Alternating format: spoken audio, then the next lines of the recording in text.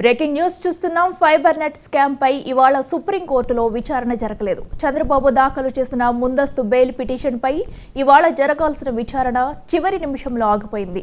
ద్విసభ్య ధర్మాసనంలో ఒకరైన జస్టిస్ బేలా త్రివేది అందుబాటులో లేరు. దీంతో ఇవాళ విచారణ జరపట్లేదని స్పష్టం చేశారు. తదుపరి విచారణ తేదీని త్వరలో ప్రకటిస్తామని జస్టిస్ బోస్ చెప్పారు.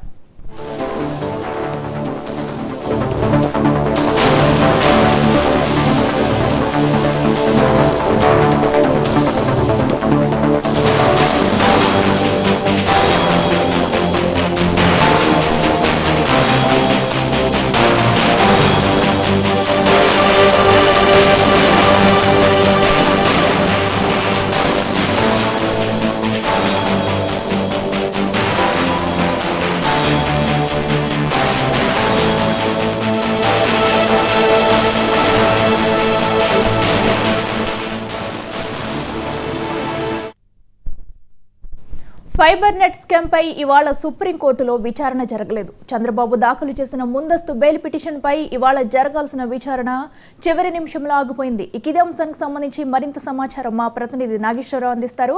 నాగేశ్వరరావు, చెప్పండి.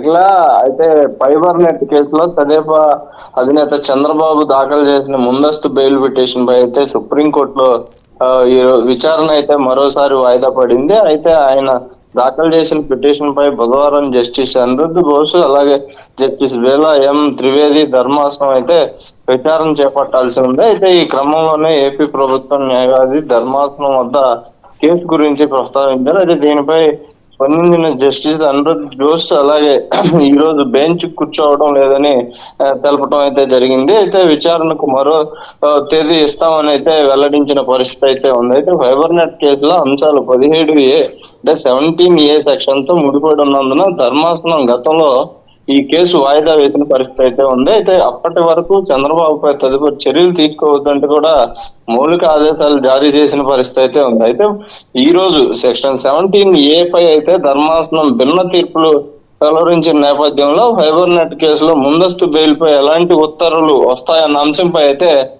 ఆసక్తి అయితే నెలకొంది.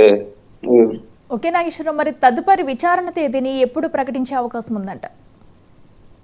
అదే చూసుకుంటే మొత్తం ఈ ఫైబర్ నెట్ కి సంబంధించి అంటే 17A సెక్షన్ తో మొత్తానికి టోటల్ గా ఈ యొక్క అంటే ఈ ఒక్క కేసుకు సంబంధించే కాకుండా దేశం మొత్తం మీద కూడా వివిధ అంశాలపై కూడా ఈ యొక్క 17A సెక్షన్ తో ముడిపడి ఉన్నందువల్ల దీనికి సంబంధించి అంటే ఈ రోజు ఏదైతే తీర్పు రావాల్సింది ఉందో ఈ ఫైబర్ నెట్ కి సంబంధించి దానిపై ఇంకా సుదీర్ఘంగా చర్చించి ఏదైతే న్యాయమూర్తులు దీనికి సంబంధించి చర్చించాల్సిన అవసరం ఉన్నట్లుగా కూడా తెలుస్తున్న పరిస్థితి.